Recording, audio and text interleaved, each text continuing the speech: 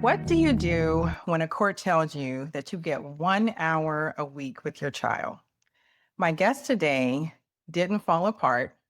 She asked her son one question: do you want to be the hero of your own story? That question built a world. It kept a family whole and became a global movement that is changing how children and women understand the power of the stories they tell. If you have ever felt like someone else was writing your story, your divorce, your judge, your ex, this conversation is for you. Stay with me. Welcome to the Wings of a Phoenix podcast. I'm your host, Trina Briscoe Matthews, and I help high achieving women 40 and over rebuild their lives with intention after divorce. Each episode, I bring you real conversations, honest coaching, and tools to help you rebuild, not just recover. If you are ready to stop just surviving and start leading your own life again, you are exactly where you need to be. Today's guest spent 20 years as a physiotherapist, training herself to hear not what was broken, but what was being carried. Then life handed her one of the hardest chapters imaginable: a court-ordered separation from her son, Gabriel, limiting them to 1 hour of FaceTime contact a week. In that hour, she chose to build a world. The result was The Adventures of Gabriel, a #1 Amazon best-selling children's series, and StoryQuest, a methodology that has achieved 100% engagement across 465 children in 9 schools. It's been presented to the British Psychological Society, considered by UNICEF, and covered by the BBC. She is a Physio Times Women in Leadership Award winner, an international editor, a whistleblower who refused to let a system write her ending, and a woman who knows firsthand the story you tell yourself is the most powerful thing about you. Please welcome Kate Markland. Kate, I'm so happy to have you here. Thank you, Trina, and thank you very much for that absolutely wonderful opening. It's interesting because I'm sitting here listening. In the beginning, I'm trying not to cry listening to you tell me what I've done. Yeah, it's amazing, actually. Check, it's all correct. It's all correct. Check, check, because I haven't proofread it or approved it or anything. You're just pulling together what you've read about me, and I'm sitting here, sort of, in actual slight disbelief for what we've achieved. So thank you ever so much for that summary, because Well, of it's really course. just actually hearing that, as I've had my head down in tunnel vision, just go, go, go. And it really is only very recently that I've started to sort of come up for air a bit. Thank you. Yeah. Yeah, absolutely. I mean, you should just be so proud of everything that you have accomplished. So, absolutely. I am honored to have you here. So, before we get into everything that you've built, I want to start with who you were before. You spent 20 years as a physiotherapist. What did that work teach you about listening that most people never learn? Yeah, so I was 20 years as a physiotherapist, and somewhere about 5 or 6 years of being qualified, like many people do. I needed to embark on some postgraduate training. So as part of your career development, lots of people do a master's or whatever. And I did a postgraduate diploma in mechanical diagnosis and therapy. And part of that led me to go to the Netherlands for several months for a placement. And the thing that I really, really learned there, was really drummed into me by the people I was working with, was that the answer is always in somebody's story. Always. Now, of course, the Dutch are known for being very, very direct.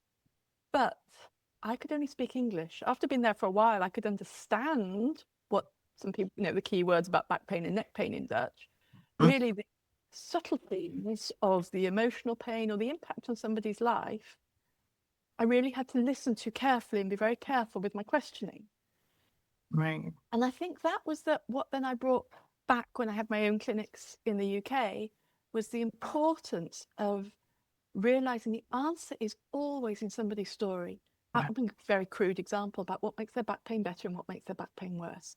And Mm-hmm. if somebody can have that aha moment where they go, well, hang on a minute, yeah, my back pain's worse when I spend 10 hours sat at a desk all day and then sit on a sofa watching TV all evening. Oh, but when I walk the dog at the weekend, my back pain doesn't hurt anymore. It gets better. They get the aha moment, but you've had to ask the questions to elicit the Exactly. information. The power is in them actually hearing back their own story, them recognizing the keys to them being the hero of resolving their back pain. Right. So from a passive participant to their own healing, they become an active partner in it. Right. I think it's just so easy for people when they're in the middle of something, they can't see it, right? Because they're just in it. And so you were able to just kind of pull that out of them, which is fantastic. And then they realize, oh my goodness, right. You know, this is when I feel better, this is when I hurt. I think another really key thing in it is I knew that when somebody's given up on themselves, Mm, you can't motivate somebody. They've got to have, you can inspire people and you can help them see a light at the end of the tunnel, but they've got to have some internal drive. And very, absolutely. very early on, I knew, Gabriel, just don't give up on me. Don't give up. Do not quit. If neither of us quit, I don't know what we're going to do, but if we don't quit, there will be a solution. And it was similar. My mum had a stroke a while ago, and it was about 18 months ago. It was very similar. I was just like, Mum, don't quit on me. I don't know what we, I was never a neurophysio. I don't know exactly what we're going to do, but just I know if you don't quit, you stand a chance of walking again. And I think that's something that if you just make that decision not to quit, and you can instill it in this case, in your children, just don't quit. Even if we don't know what we're going to do, don't quit. When you want to learn to skateboard, you're going to fall off 1,000 times, but if you're determined you're going to learn to skateboard, you will get back on that board, however great your knees are. Yeah, exactly. And I think that's the same thing for everyone. And no matter what you're doing, you are guaranteed not to win the game if you stop playing. Yes. You have to keep playing. I mean, I absolutely agree with you. I know you described your clinical training as learning to hear not what was broken, but what was being carried. And for women who are listening to the show, many of whom are coming out of a divorce and feeling very broken right now, what's the difference between those two things? I think Hearing not what was broken, but what was being carried. lots of it's about abandonment in Mhm. that, and this applies to men as well. Men have often become functions, just seeing that they're the breadwinner, they're functional, they're no longer themselves, and women have abandoned their needs, their desires. They've forgotten what they like, they've forgotten what's important to them. So again, part of the rehabilitation process of somebody that would come to my clinic is really understanding what is important to somebody. What do they want to get back to? Right. Going beyond just being able to put, in the very beginning, if you've got back pain, you just want to be able to get out of bed in the morning and put your shoes and socks on. But once we've gone past that, what do you really want to be able to do? What do you really want to be able to do? And it's when people start to remember who they are, what they like, how they feel, what they need, that they start to open up and anything starts to become possible. Excellent. Yeah. So it's more of, yes, they want to relieve the pain so they can put their shoes on, but what do they want to do once they get the shoes on? What's the thing that they're trying to get to? Yeah. I had Excellent. a colleague in New Zealand once told me that he had a wonderful intake form and he asked some quite probing questions on his intake form. Not all that got answers. And he described how once he'd had an accountant come to see him with, again, probably back pain, knee pain, whatever. Mm-hmm. His accountant had remembered that he liked pyrotechnics and fireworks. And as a result of that, about 6 months later, this accountant had just set up a small business on the side doing fireworks. And it's just when you get to that core of what matters, when you help people remember their identity, Yes. things shift. Yeah, absolutely. That's something I definitely work with a lot of the women that I see on because sometimes in the marriage, that exact thing will happen. So much of your identity is now tied to the couple, which is no more, that you've forgotten really who you were before the couple. And so getting back to and just reconnecting to yourself is just so critical and important. All right. So now life handed you a chapter that tested everything. Yeah. And without asking you to relive more than you want to, Yeah. what was it like to face that court ordered separation from Gabriel? Indescribable in terms of the grief, the crippling grief and brutality. Mm, My son was removed from me by armed police the week before his 10th birthday. And he my stood there goodness. and he'd done martial arts since he was tiny. He literally fought them off. Nobody was listening. They asked, do the local police know about our situation? I said, yes, but nobody's listening. And they still didn't listen. They didn't think to make a phone call. I just found it galling that this was how grown men were choosing to make a living, by hauling a 9-year-old boy against his will and putting him in a cage in the back of a police van, taking him away from his mother. That was Mm, how they were choosing to make a living, rather than stopping and at least listening and having a conversation and understanding what was really going on. yeah. Wow. So there was a incredible anger, enormous grief. The brutality of it was physically sort of crippling as well as just emotionally. Right. But a friend very kindly got me just doing things. Like, one of the things I learned very early on was I just had to move every morning. I took pressure off. I didn't even bother trying to run.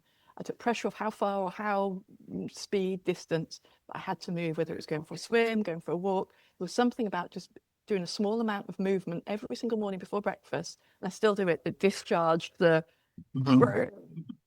or again, the same friend got me just playing a small round of crazy golf. We didn't even bother keeping score. But of course, by the time you've played a round of crazy golf, you've walked the best part of a mile.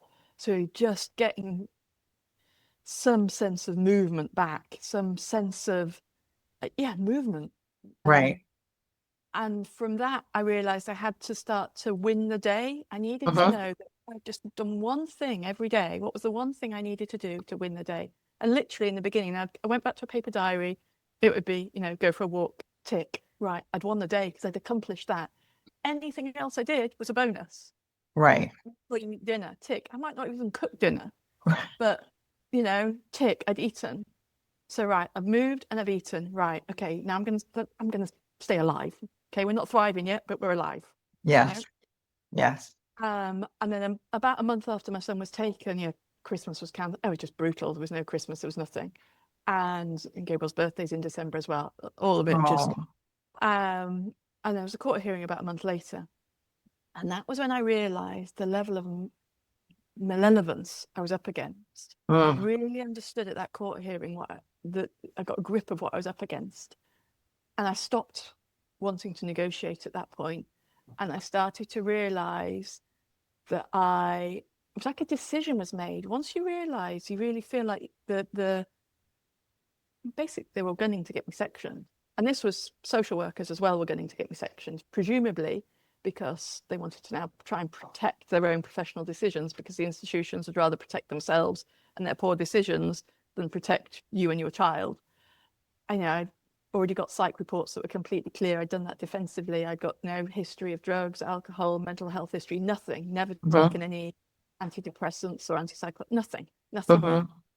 But they were still gunning at me to get a psychiatric assessment. And the only reason I could think you were trying to get a psychiatric assessment is because you're wanting to be able to manipulate the outcome of that to try and get me sectioned, because that's Mhm. the only way that you can justify and protect the decision you've made to use this level of force on a little boy and his mother. And when that dawned on me, it was a real decision, like a flip being switched. You're not going to do that to me. I just remember thinking, you're not going to do that to me. It was like a sort of do or die moment. You're not going to do that to me, because I realized you guys are not interested in saving, rescuing, or helping me whatsoever. In fact, it would be Right. very convenient to you if I threw myself under the train line. Well, I'm not going to do Oh, that. And so there was exactly. it was brutal, but there was a real hard decision being made then. And this was about 2.5 years ago now. Mhm. And it's taken a long time. But that decision, I think, was vital, because then it was, okay, you've just got to stand up for yourself, because the Exactly. system that's supposed to protect you and your son isn't It's interested in not protecting going you. to. So you've got to find a way to protect the two of you. Just a question, just when you say sectioned, I'm not sure that our listeners in the US will know exactly what that is. What Have the that men means. in white coats take you away and put you in a padded white room. I got it. Okay. So more of they were claiming that you were unstable and put you in a mental. Okay. Yes. Wow. Okay. Yeah. I can only think you're only trying to do this to try and protect this appalling decision and appalling action that you've all been complicit in. Right. Oh my goodness. Yeah. It's a miracle that you are here today and all the things that you have accomplished, again, knowing what you had to go through. So it's just amazing. It was something also about when you're mocked. I was Mhm. mocked. That same court hearing, I was mocked that I could have an hour a week with my son. Yes. And how on earth was I going to speak, because he was then 10, how on earth was I going to speak to a 10-year-old for an hour? Mhm. And there's something about mocking a competent woman that's highly dangerous. It fuels us instead of the opposite, which is I don't think people realize. I remember in that very moment thinking, I can speak to my son for an hour. And I remember thinking, you have no idea how much he likes a story. Yeah, absolutely. Oh my goodness. Let me ask you, so that was exactly going to walk right into that. Where did that question come from? Do you want to be the hero of your own story? Where did you get that question? So I was, can you imagine, absolutely shell-shocked as a result of all this, and I knew Gabriel would be. On Mhm. our FaceTime calls, I'd just gone in, and like I say, I just knew that he'd always loved oral storytelling. The Mhm. audio books in the car when he was tiny, when I couldn't read anymore at bedtime, I'd put on audio CDs. And even once he could read his own books, we'd still read a bedtime story Yes. together that might be something he wouldn't pick up and choose, and then he would read his own book. Or at times, if I was just too tired to read to him, we'd play story dice. Because that's what my mum had done for us. We'd had a family bedtime story where, I'd have to hear some stories that I would never have chosen because they were to my brother's taste and vice versa. Right. So we had this sort of family connection of oral storytelling, and then you read your own books. Because people sometimes ask me, well, can he read? Can he write? Can he spell? Yeah, he can probably spell better than I can. But that's just what we did. Mhm. So I'd gone into his bedroom knowing it was just going to be too much for us to have a conversation about the situation we were in for an hour. And I just picked up the book on his bedroom shelf that was most illustrated. And it was a Michael Mapergo book called Puffin Keeper. And it's got beautiful pictures in. We read it. I read it to him. And we looked at the pictures and we read. And we looked at the pictures and we read. And after it's probably about 4 weeks before we finished that book. Then he picked up a boy's adventure book and wanted to read back to me. Then I'd got us both some whiteboards and pens, and we just played like noughts and crosses, hangman, pen and Mhm. paper games over FaceTime. And then we started to read Treasure Island. I'd got an illustrated copy of Treasure Island, and we read that. And the little boy in Treasure Island is called Jim. And my dad, Gabriel's granddad's called Jim. And it was just on a whim. We'd finished Treasure Island, and I hadn't got another book lined up. I just on a whim said, should we make up a story where you're the hero? And he instantly, Wow. yes. It was just a impromptu thing. And really, it was no different to when at bedtime, I'd just been too tired to read to him, we'd make up a story. Because some of the characters that appeared in his story are the same ones that were when we made up stories at bedtime. But because of the situation we were in, I'd never written down any of the bedtime stories that we'd Mhm. made up. I just started scribbling it down. Because throughout all of this, I haven't been limited in how much I can write to him. So in the very beginning, I wrote to him every single day. I just made a drawing, a postcard, nothing big, wrote to him every day. And then I don't know, it was after a month or two, because I just wanted him to know I loved him. The two things: don't give up, and I love you, I love you, I love you. Once Right. I felt like, and when he said to me, Mum, you don't need to write to me every day, once a week's fine. I was like, I love you then. Yes, Mum, I know you love me. Right, okay, right. So then I got. Children are so honest. I was like, right, we know, we're not giving up. And I love you. Right, okay, we've got baselines established. Exactly. Still don't know what we're going to do, but we've got baselines established. And then I've got Granny's calendar, and it would tell you when Chinese New Year is, Valentine's, or Easter, all the calendar events. So every week I'd send him a parcel connected with whatever was on the calendar. Valentine's, I made him some cookies. I can't remember what else I did. Right. Chinese, what do you call it, fortune cookies for Chinese New Year that I'd made. But I was starting to run out of ideas. So when I'd said, should we make up a story where you're the hero? And he said, yes, and starts telling me, I'd start scribing it, thinking, well, then I can type it up and add, extend it in the week and then post it to you. So that gives us some something for me to post every week, because a bit like Dickens, our story can then evolve in recollection by week. So that was thinking. Didn't expect it to go beyond him and I at all. It was a very, very private project. And after about 8 weeks, it was just a mess on my desktop, complete mess. And I literally put it all into one Word document just so I could see my desktop again. And I flipped my phone around and showed him. We were on FaceTime. I flipped my phone around and showed him, look, I put it all in one document. And he instantly said, Mum, it's a book. Wow. I'm like, seriously? This isn't a book. This is a Word document of our stories. Right. Mum, it's a book. It's a book. It's a book. And because of the situation we were in, I couldn't say no. But in my mind, I'm thinking, well, I'll just get 2 printed, one for you, one for Granny and Granddad. Mum, it's a book. Okay. So I sent it to a very dear family friend who'd been a head teacher and school inspector here, and creative writing had been her, kids' creative writing had really been her area of passion. And I also sent it to a child psych that I knew on LinkedIn in the States. So 2, same audience, and they're both serving young children, but 2 Right. they're connected. Both of them came back saying the same thing to me. Get this out now. Obviously.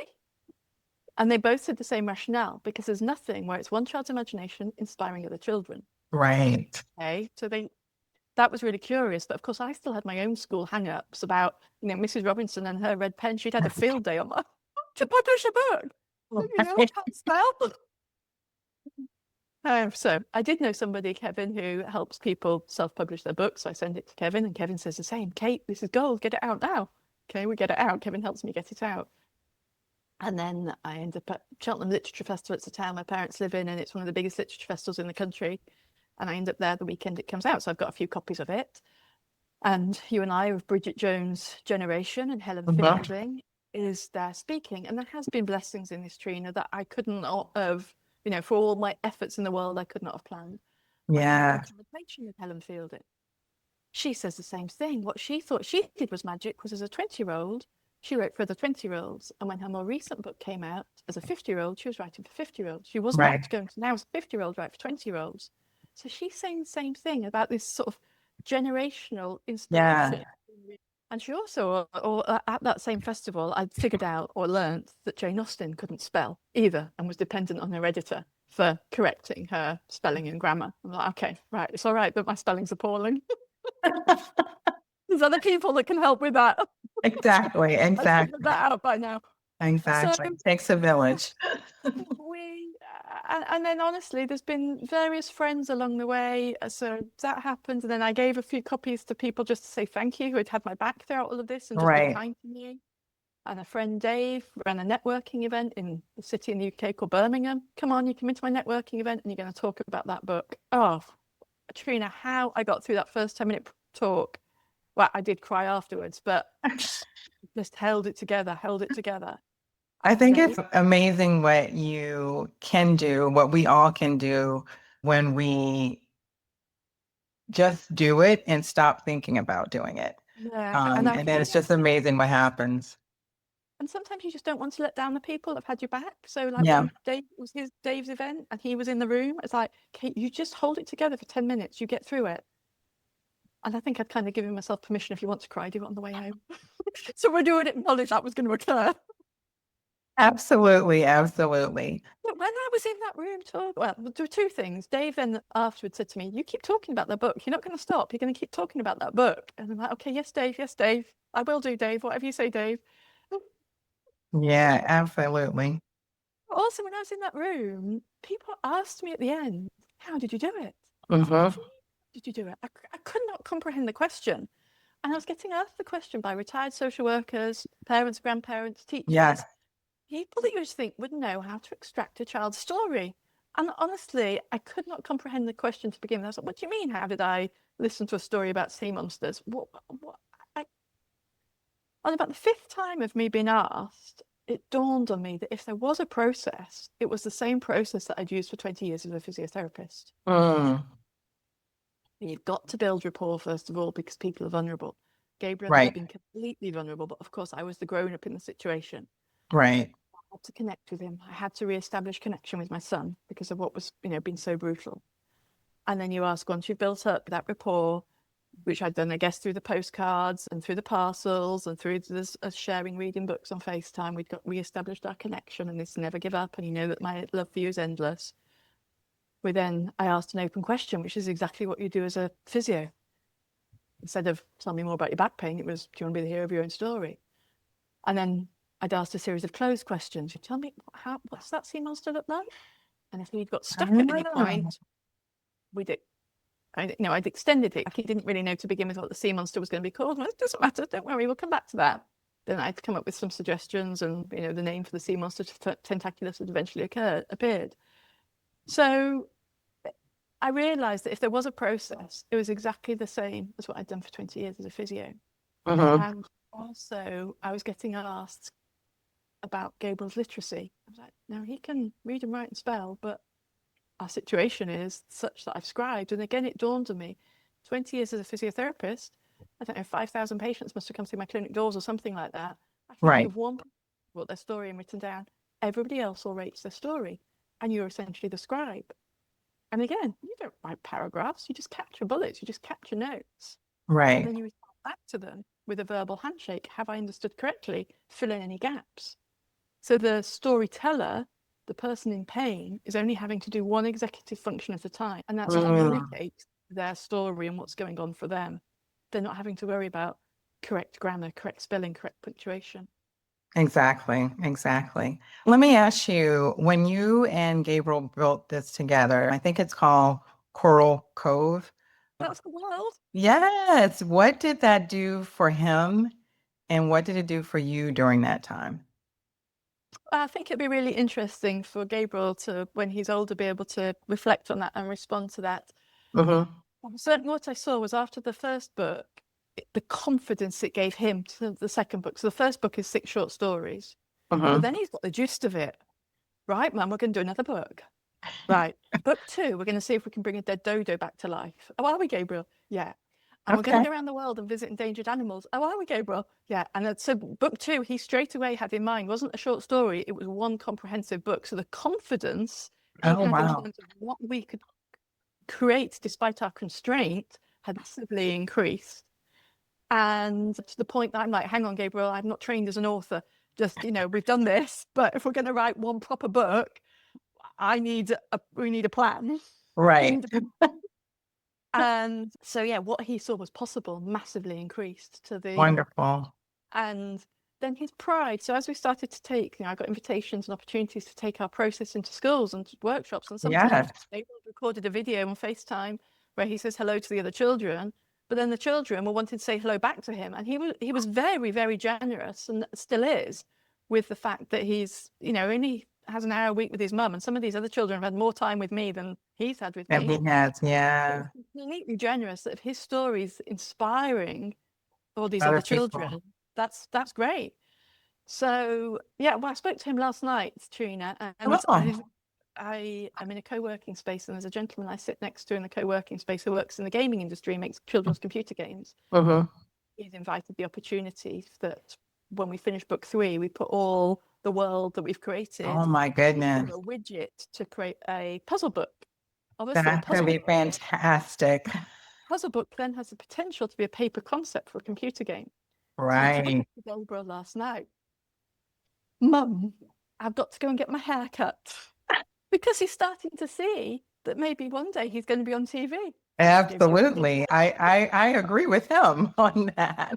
But now the confidence it's given him, there's been this trust. I think the other thing it's given me is that I recognized that, I learned to swim in an hour a week. He learned martial arts and had a very strong relationship with his martial arts teacher that I'm sure will last a lifetime, about an hour a week. And I started to realize that an hour a week, if you're intentional, is very, very powerful. Most of us can still remember our first swimming teacher, who we probably spent no more than an hour a week with. So it got me very, very intentional, and it also got me very much more confident myself about what we could do with that hour. And it gave me, I guess, an outlet through some of the characters. I've certainly put some of my emotion in, or some of the messages I wanted to give to Gabriel. The time I was thinking, never ever see you again, Gabriel. If I've written these books, you will never, I can add my messages, my metaphors in for you. And you can come back to that as many times as you want to in your life and reflect on what was my mum trying to tell me. Oh.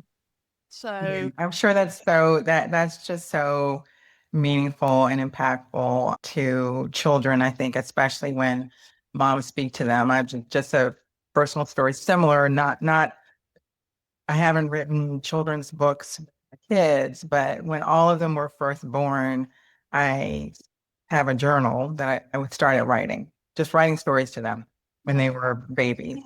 And then I gave it to them I gave it to all of them when they graduated high school. So they would have it when they went off to university. And my oldest son, who is now about to be a parent himself soon, he still has that journal. And and so I think that's so special because, children, when they see us as their parents, they'll always um, they have no idea kind of who we are as like people. It's only who we are in that role as a parent. So Gabriel being able to kind of see some of your emotions and some of the things that you were going through, and it may not make sense to him at his young age right now, but when he gets older and goes back and starts reading this, he's going to get even more insight into who you are as a person, not just who you are as his mom. So I think that's And wonderful. I think it's helped him realize it's given structure, like I say, because we've got this hour, but we've actually got some structure to the hour in that we obviously talk about whatever. Right. And then got some structure in terms of moving our thing forward. So this co-creation has been really important. And I think it's also made him there's no doubt that he knows I've never quit on him. Yes, yeah.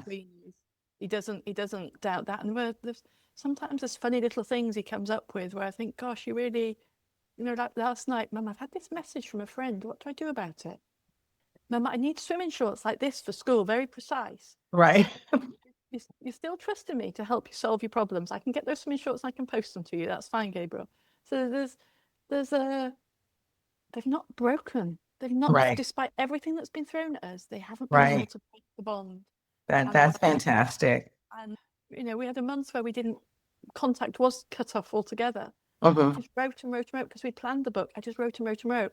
Or I've made sure he knows, like the YouTube channel's called The Adventures of Gabriel. If our contact never gets Oh, lost, Gabriel, I will just go onto YouTube and talk to you. right. You know, Right. That's fantastic. I I want to ask you to for yourself everywhere. I want to ask you to you mentioned I just have to ask you this. So you mentioned there are some Phoenix quests in the stories, and I have to ask you about that since, Wings of a Phoenix and all. So can you talk to me a little bit about that? It was Gabriel's request, one of the stories. So as we were making these stories, sometimes, I'd give him inspiration from people I'd listened to speak in the week or podcasts I'd heard. And so some of those are woven in. But one of them, he was very clear. I want to go on a quest to find a phoenix. Okay. We're going on a quest to find a phoenix. And maybe that's what I've had to become. I sometimes think when I write about the phoenix in the book, that's what I've had to become. Well, that's what I've had Yes. to go through. A burning of my old identity to Yeah. realize that I can do this. I can do this and I will do this. You are doing it. You have done it. Thank you, So, Queen. Thank you, yeah, Queen. absolutely. Absolutely.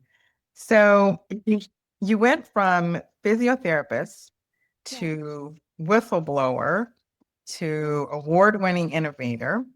And I would say that was not a straight line, I'm guessing. What kept you going when the path wasn't clear and when the system was actively pushing back? So there was one point in this that I can't remember what the conversation was quite with Gabriel, but it was been after the first book came out. And he Mhm. just said to me, use all your skills, Mum, use all your skills. So use all your skills to me meant I'd been an athlete as a student, I'd been a rower, Mhm. and I had to get everything back in the boat with me. All my skills, and metaphorically, I had to get back in the boat. Right. And all I knew was when you're rowing, you can't see the finish line. You Mhm. can't see it. But you get your head down and you just keep going. And it hurts. It really were races that really, really hurt. It Mm. hurts. But however much it hurts, you keep going. And eventually you do cross the finish line. Right. But you can't go all out all the time also because you'll just burn out. So you Mhm. have to have a rhythm to, there's times you push harder. Well, that's any sport that you've done, there's times you push Right. harder. and the times but I knew this wasn't a 100-meter sprint. I knew this was an endurance event, and therefore you have to keep going. And yeah, there's times you have sprints or pushes, and however much it hurt, there would be a finish line. Never, ever did I think it would take this long. Mm. And then you're quite right. I started to question, how on earth am I in this situation? And I just couldn't comprehend that the way so-called professionals were behaving. I couldn't get my head around it. So that led me to start digging into reports and finding evidence and realizing I'm not alone. Hang on, there's government white papers about this. There's really published documentation about this. Okay, it is known that this process is harmful. Right.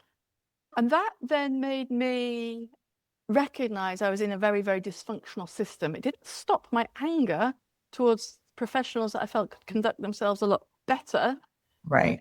It gave me a better context of what I'd entered into, and that I just needed out of it, because it was a spiral of doom and the end was dark. And the more I sort of did this research, the more I found other stories of other predominantly mothers, because that's what I was looking for, in a similar situation. And I would find stories about mothers who didn't know where their children were anymore. At least I know where Gabriel is. Right. Stories about children that had been taken as babies or toddlers. At least Gabriel's age, he knows I'm his mum. He knows where his granny and granddad live. He knows where I am. He knows his name. He's not been sold.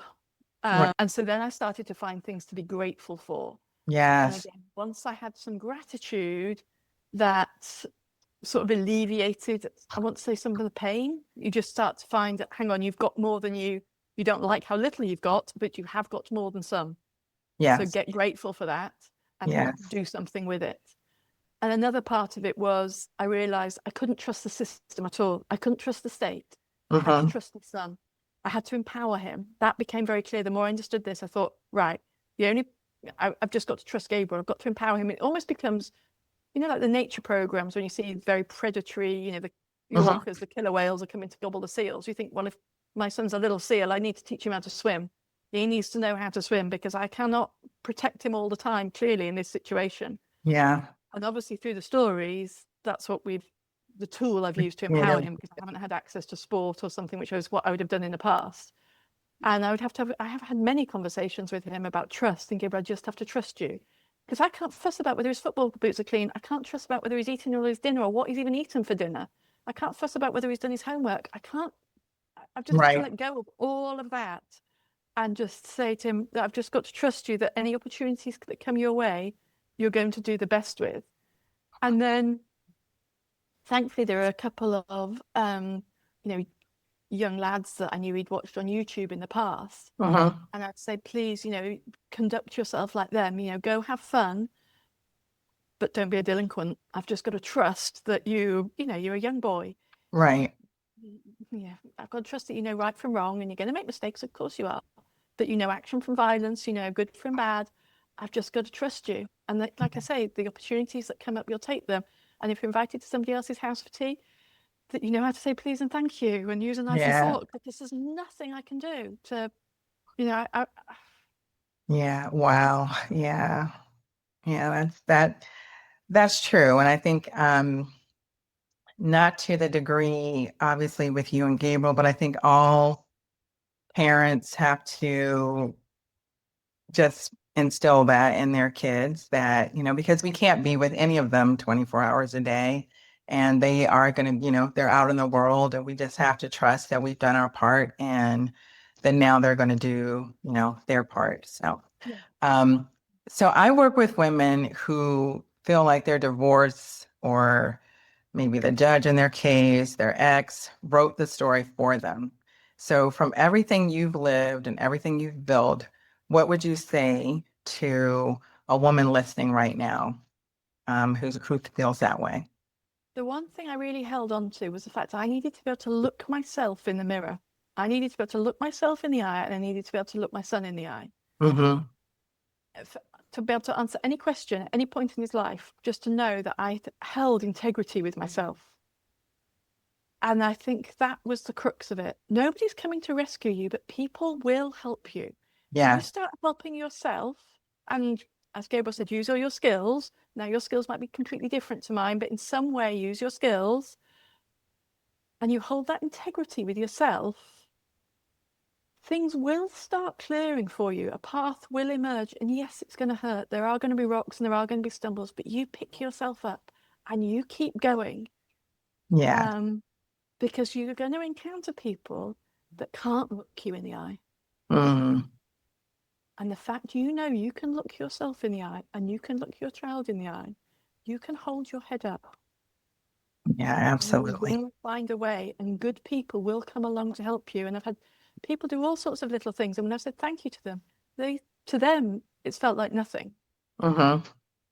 But to me, it's been enormous help. Yeah, absolutely. Absolutely. Yeah, that nobody's coming to rescue you, but you look yourself in the eye. You own your story. Nobody else owns your story. Exactly. Yes. And there are definitely people who will be helpful along the way. So that's Yeah, that's and absolutely true. comes from sort of unexpected places and unexpected people. Yes. Yeah, absolutely. So it's Stories Without Borders, children in Bradford connecting with children in Lahore and Buenos Aires. Through the stories they tell each other. That is amazing. That's extraordinary. What does that mean to you that that one question to one little boy, Gabriel, is now doing all of this? Really, I suppose I've become a facilitator because actually it was the children's own concept. So as we were Mm. doing more workshops, the children asked, hang on a minute, you're doing this with other schools.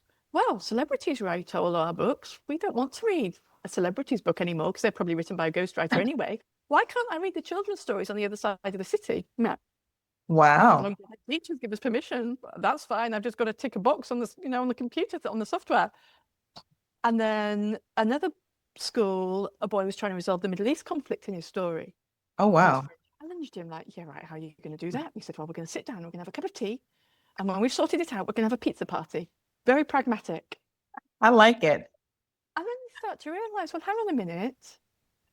We're doing that. That's happening. And Hmm. really, I've just become the facilitator of what the children have seen is possible.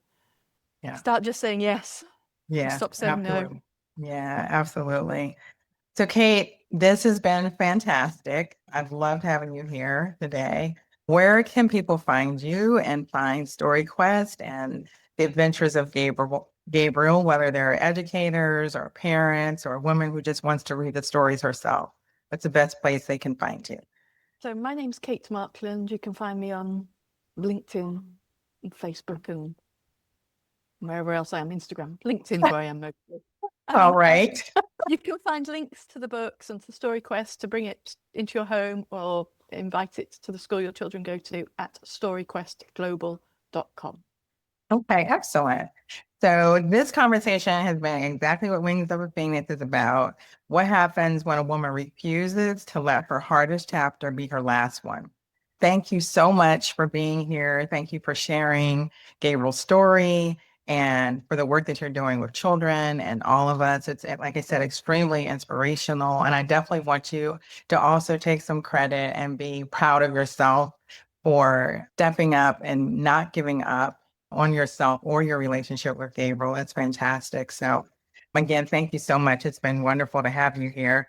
For the women listening, if today's episode spoke to you, please take a moment to like, share, and subscribe. Your support helps us reach more women who are ready to build. And now here's your next step. If you're just getting started, download my Phoenix Reset Guide. It's a starting point I give to every woman who's ready to move from surviving to designing her life with intention. And you can grab that you can grab that at free.silverlinepublishing.cloud. And if you already know you're ready to do this work and you want some support, I invite you to book a complimentary clarity call with me. And again, that would be at call.silverlinepublishing.cloud. Both links are going to be in the show notes. So wherever you are in your journey, there's a next step waiting for you. I'm Trina Briscoe Matthews. And remember, until next time, This is your season to ride.